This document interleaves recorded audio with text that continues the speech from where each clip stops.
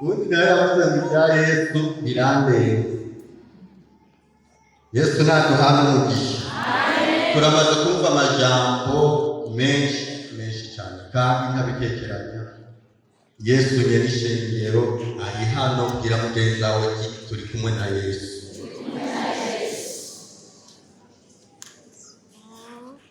Abana b'Imana ni beza barambaye ubwiza bw'Imana. Abana b'Imana ni beza barambaye ubwiza bw'Imana. Abana b'Imana ni beza barambaye ubwiza bw'Imana. Abana b'Imana ni beza barambaye ubwiza bw'Imana. Abana b'Imana ni beza barambaye ubwiza bw'Imana. Abana b'Imana ni beza barambaye ubwiza bw'Imana. Abana b'Imana baraberewe ni beza barambaye ubwiza bw'Imana. Amen, amen, amen, amen, amen. Abana b'Imana sabana ba Bill Gates w'abatunzi cyane wajya muri Amerika. Si baba oya abana b'Imana sabana baba Obama hariya kwa Putin n'abandi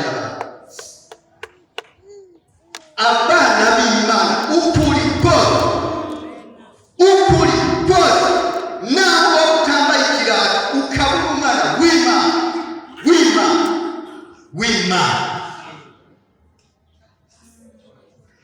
uri umwana w'Imana. Dusangire amajambo y'Imana twongere tumaze kumvise ijambo rivuga ngo hariya akantu hariya munsi abamuziga iki abamuziga ko ibyo hari ukuntu baguma babiki kuko turi mu isi humana.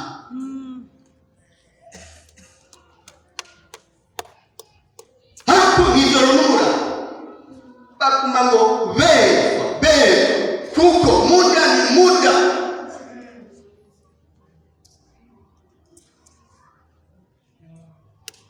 Rimwe hari igihe tuzokwirwa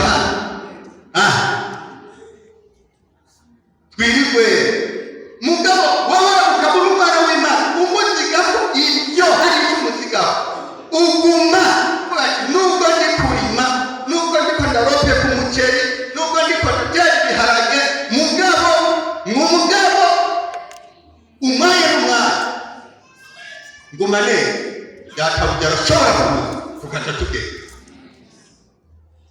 Yesu naduhana umuhungu mw'ijoro ariko ndasenga Imana yambwiye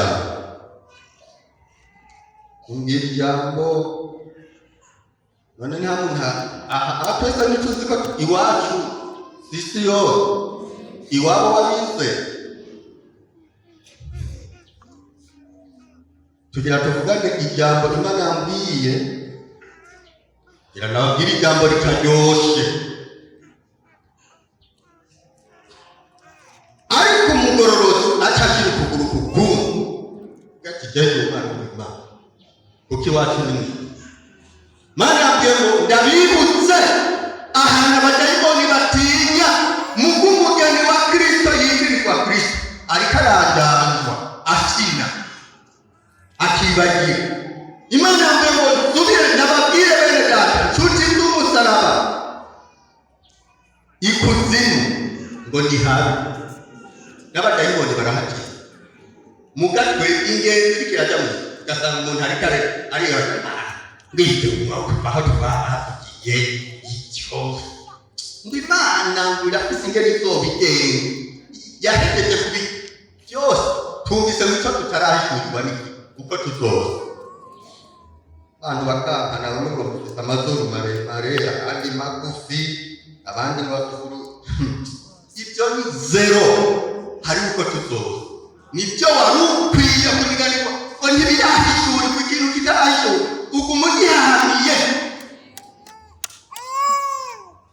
kwanga mwene so muzoba mwijuru rimwe kamwango mu rugo ngo twebwe iwacu ngo tumeze uku umeze gute. Turabe kuri Zaburi 32 turabe 20.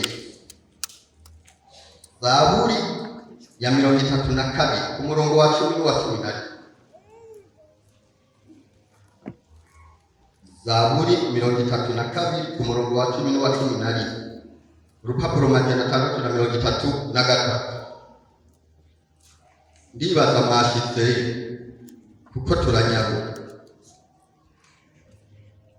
Ku murongo wa 10 avuga abanyakibi bazobona imibabaro ingana, ariko uwizigira uhora imbabazi zizomukikiza ijya n'iyi. Yemwe n'abagororotsi munezererwe uhoraho, muhimbawe yemwe abafite imitima itunganye, mwese muvuze impundu y'umunezero. Yesu naduha umugisha. Munyaruka tunyarutse ubutumwa bwiza bwa Luka igice 8. Ndabeho uwundi murongo. Luka 8 ku murongo wa 33 na 31. Luka 8 kuri 33 n'uwa 31 havuga ngo indanza y'amajambo Yesu asenda abadayimoni benshi mu muntu. Kuri 30 Yesu aramubaza ati witwa nde?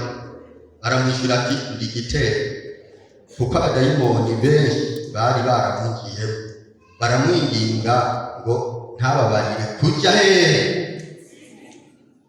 Oya umviriza, abadayimoni ngo baramwinginga ngo ntababarire kujya hehe, kandi hari umukuku w'ingurube nyinshi zirisha kuri uwo musozi.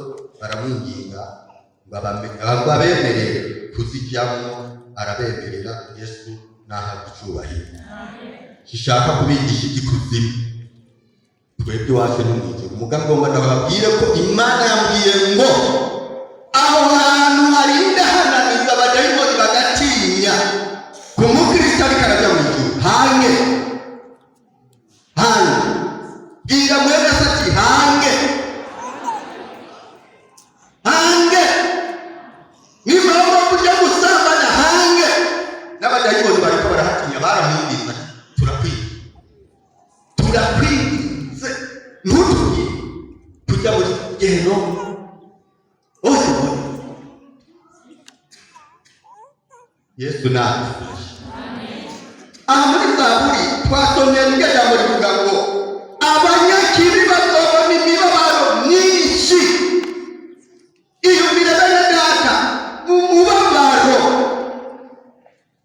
w'ibihe bitazoshira.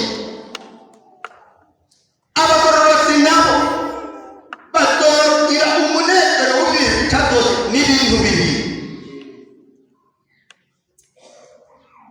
Udusome muri ubu butumwa bwiza uturabe umugani w'umutunzi n'umwoko. Naramukije umuntu umwe ndamuramukije. Umuntu kubera yari umunyacyubahiro kandi afite amafaranga, agira ati cyamahoro, kandi na korona ntiyari bwawe. Ngo ni sawa ngiye ishaka bakora. Namubwiye ariko umutunza atari karihana ngo asukirane na Kristo Yesu.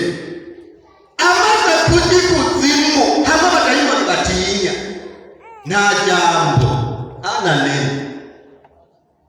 nta jambo. Bibiri kivuga ngo abanyabyaha bazobona ibyaha imibabaro myinshi.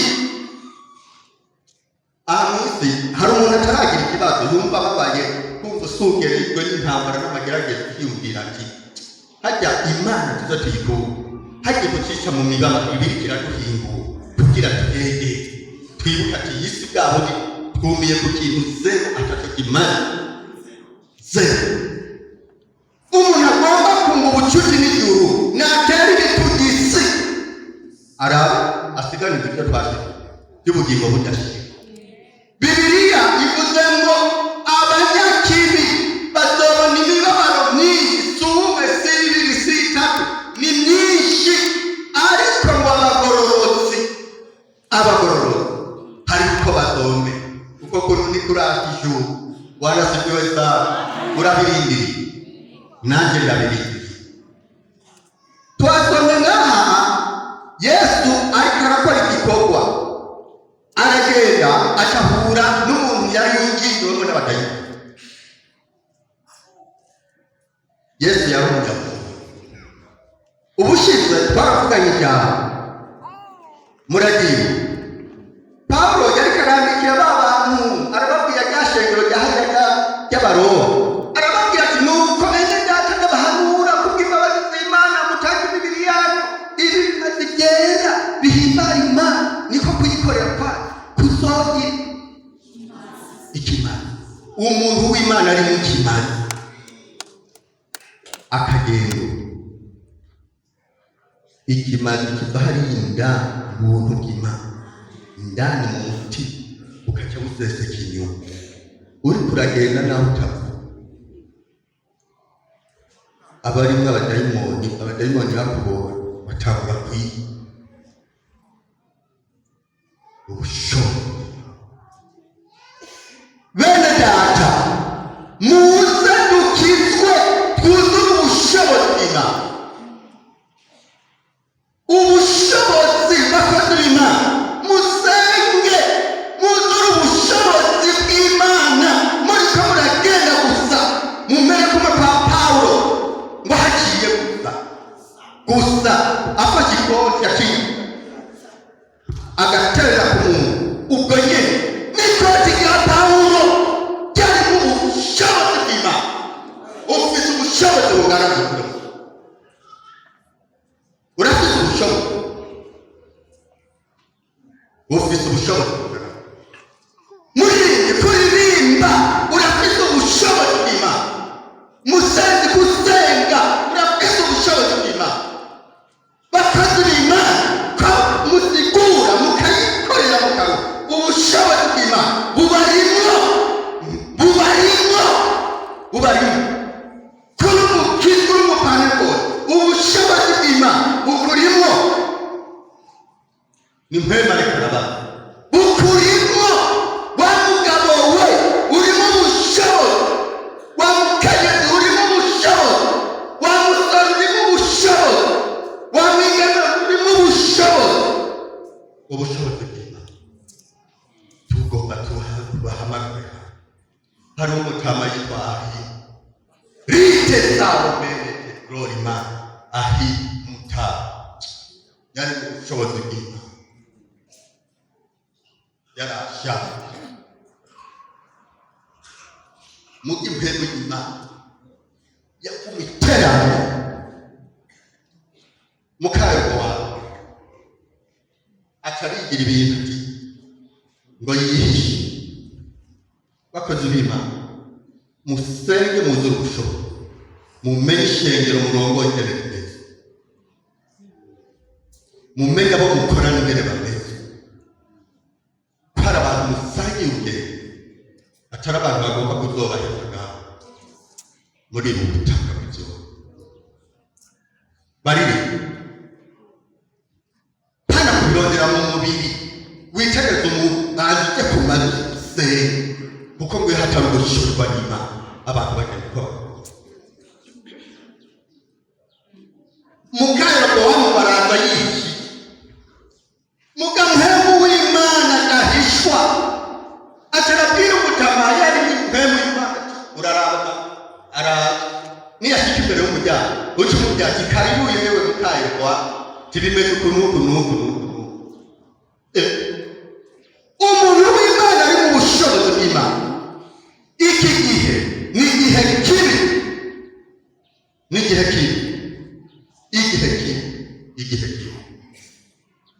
turakwiye ubushobozi bw'Imana butubashisha gusenga bikamenya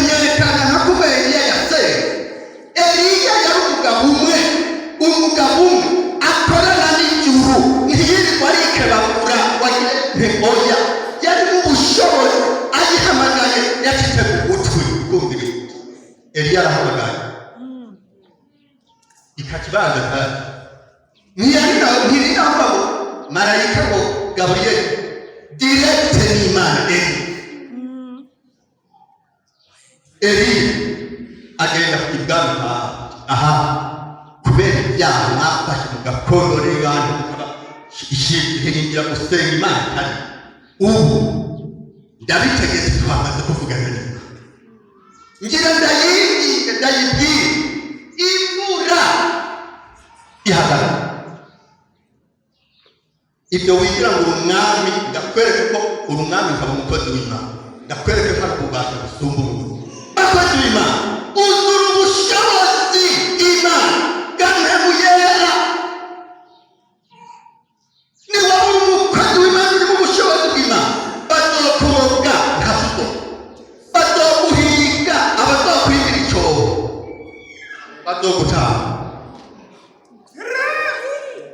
umuntu wambaye bazoyica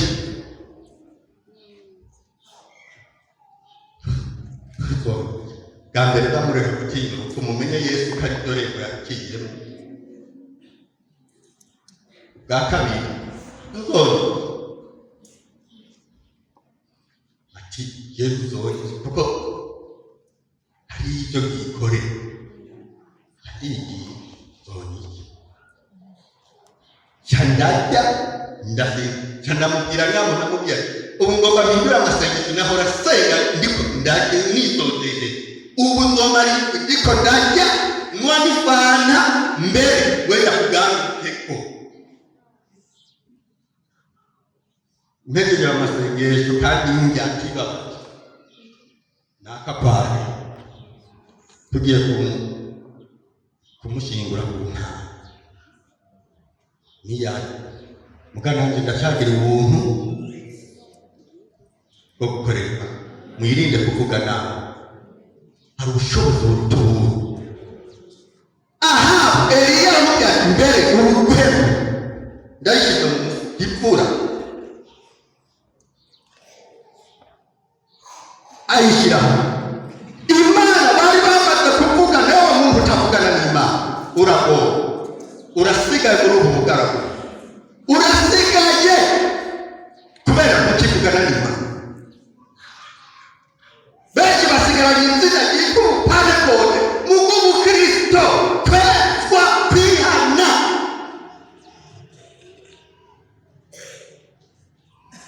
hari ijambo rivuga ngo kuri uwo mugwa nta cyanduye kizokandagirayo n'ababigerageza ariyo bari yarabakoroye bamwe bariko baranyerera bamwe Pawulo yasubirirwa ngo abakuniga abakuru bayerera mu kirere abandi bari kuzimu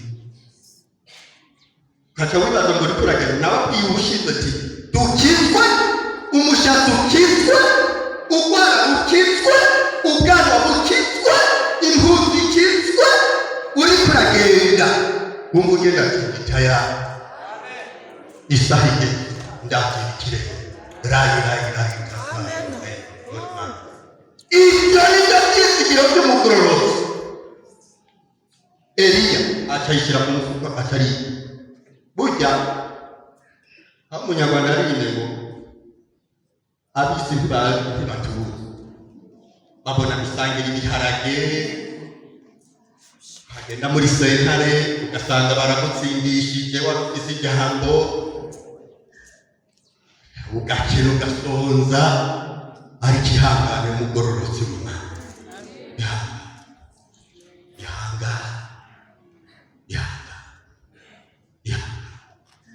hariho umunsi utazosubirwa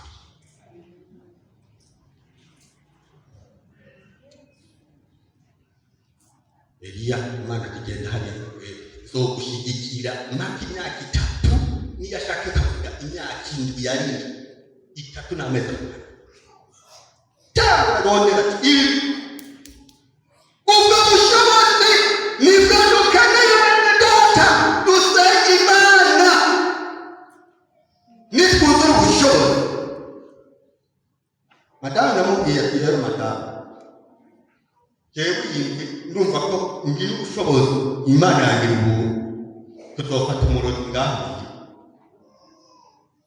ndabyiyumvamwo twavuganye n'Imana irambwira ati ujya muntu aguma bamufitiye mutamukamata endelea kwa maombi tu.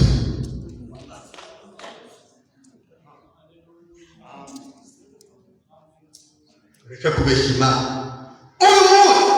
muza kwihana neza hama kuzugushora Yesu ariha bakorera Imana baza kugize kuzugushora ntabwo bwari muri ba Petero ubwo bwari muri Daniel ubwo bwari muri ba Paulo na Sila abantu bariko baratwagwa n'inyigisho karizo ngo twebwe ngo iwacu ngo tudabyina ngo abapantekote bakiboha ngo iki n'iki twebwe ntituboshwe twaboshwe n'Umwami mugabo impemu n'izibirike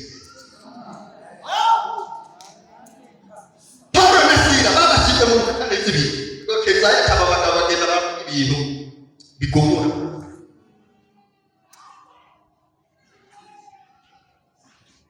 Paulo na Sila arashyira ngo amaguru bamatanizayo ere kuzofungwa niwafungwa ntuzama uvuga ngo pari mwari umuyamani ukwirwa turenziga uzofungwa mugabo azofunga umubiri atacaha akoze impema ari nzima yidegenza Yesu azogusanga no mu mpimba akuremeshe uvuge ubutumwa igihe kigeza kivayo mw'itaha Paulo na Sila baca batangura gusenga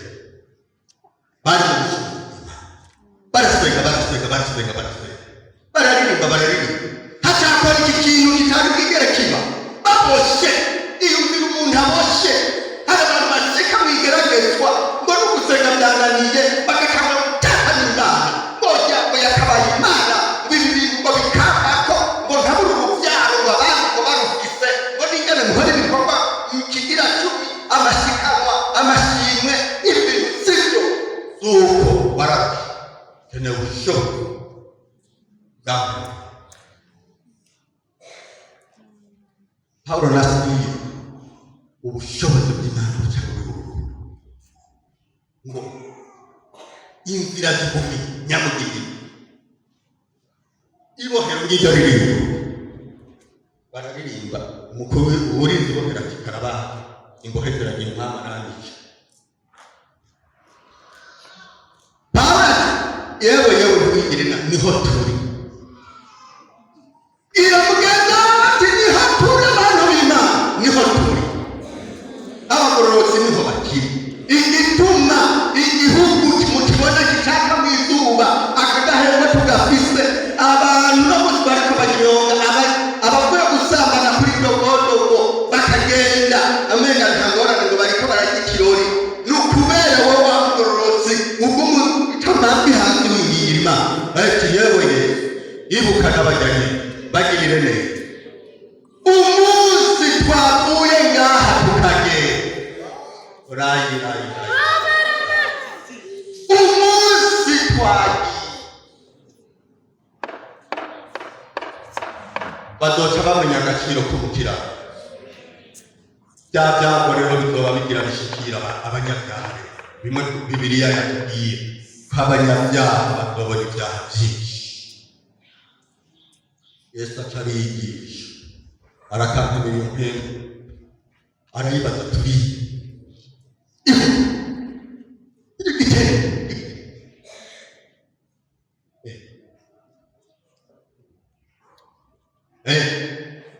abanza arayi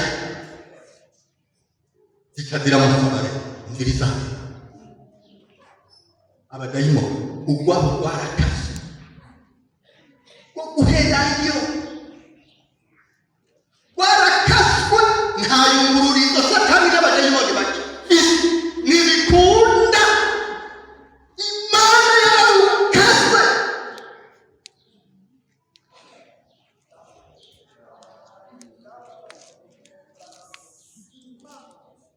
byarahe wowe uracyafise amahirwe wewe ntiburaki amaraso ya Yesu aracyahari Yesu arakicaye ku ntebe y'imbabazi aracyari. Aho hantu abadayimoni batinye kujya kuri kurafina wibaza ngo ntaho ikuzimu.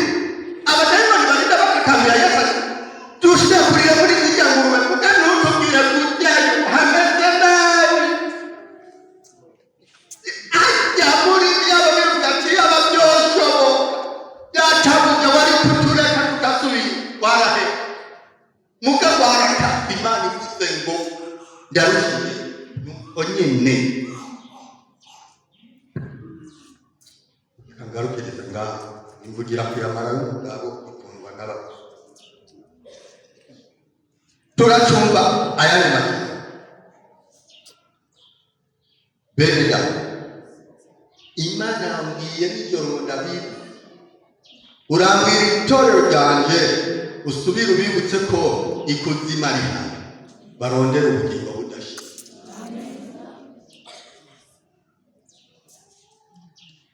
Wewe uri kurafinisha icyaha, wewe uri kurafina wibaza ngo uracyasigaranye iminsi.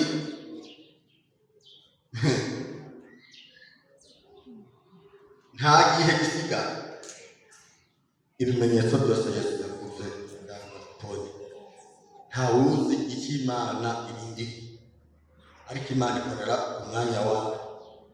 None tugomba dusenga Imana, dusengere n'abandi bakozi basigaye inyuma. Turajya nk'uko pasiteri erega ituma abantu benshi barwaye kwashi, abakristo barwaye kwashi mu buryo bw'imwere. Abantu ntibagikunda ijambo ry'Imana, abantu n'ingumba gusoma Bibiliya n'umugani muka kuri WhatsApp na Facebook ugasanga abantu baranyereza no mutamakazi ngo nugushaka mugabo baza ati Bibiliya ivuga wamushibamye kuri duma avuga ati wewe mushiba umbonera igihe aravuga ati ubona igihe kigeze wewe ibihe ubibona ko beta ibi bihe uri kurabira ubibona gute? Atamubwira bugira buke kandi bugira buke ku bagororotse bwire ku banya ugomba nagere nabaza aho kubariza ngaho munsi y'umusaraba. Abakozi b'Imana bari hano aba hari abantu bataga bamwe bibagiye agaciro k'umukozi w'Imana.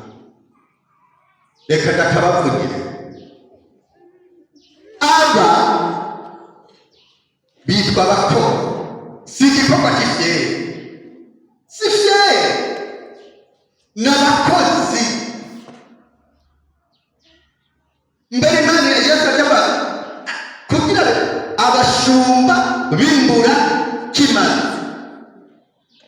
icyo bafashe wowe ukiri kurafina. Iyo byakugoye uraza abari intumwa mu gishingo cya Kristo bakakwandika ukavuga ati jyewe n'ukuri umuntu yakumwe izina riravuga mu gitabo cy'ubugingo. Iyo usengewe basaba kugusengera ati Yesu subira umwandike mu gitabo muri cya gitabo. Umuntu ntiyitunganya atunganya n'abandi. None rero ni ijambo ry'Imana. Abanyakibi bagiye kubona imibabaro myinshi, ariko abagororotse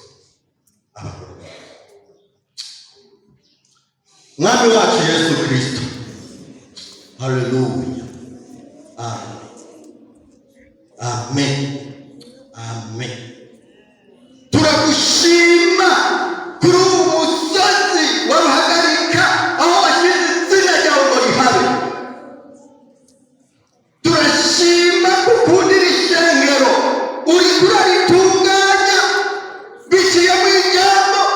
None turasenze Imana yo kwizigirwa uruta ubushobozi bwawe bugera gurukire kuri buri muntu wese, gurukire ku bakozi basigaye. Muhemu yera akore avuge ibimenyetso n'ibitangaza bikoreke ubwiza bw'Imana bukayangana hano turugaje amarembo y'ikuzimu, dukubita abadayimoni, abarozi n'abarozikazi, impwemu z'ikuzimu zibohwe ishengero ryawe. Tujye tunezerwe, tuve hano twigina amatavu ko tuvuye imbere y'umwami adukunda. Ibimenyetso n'ibitangaza bikoreke, ubwiza bw'Imana bukayanga. Urakoze Yesu kugiye gushigikira ijambo risigaye inyuma, utunezereze, uduhembure, utwuzuze ubushobozi mu izina ryawe ryera Yesu.